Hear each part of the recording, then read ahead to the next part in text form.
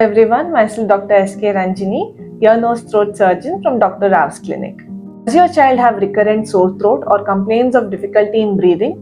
Sign of adenotonsillitis, which is inflammation of adenoids which is present behind the nose or inflammation of the tonsils which are present in the throat. So what are the common symptoms you need to look out for? Mouth breathing, recurrent ear pain, ear discharged, reduced hearing, snoring during the night time or drooling during the night time. Recurrent throat pain, the child's face itself might start appearing dull, the teeth might start to get crowded. Additionally, the recurrent throat pain, fevers could result in reduced scholastic performance. So then how is it managed?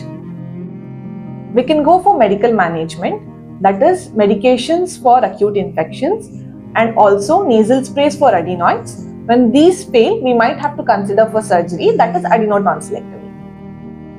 The surgery will be done under general anesthesia, so your child will not experience any pain during the procedure.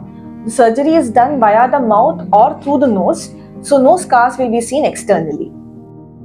Early intervention in terms of medical or surgical management will prevent complications in your child. For more information, you can meet us in person or leave questions in the comment section. Thank you.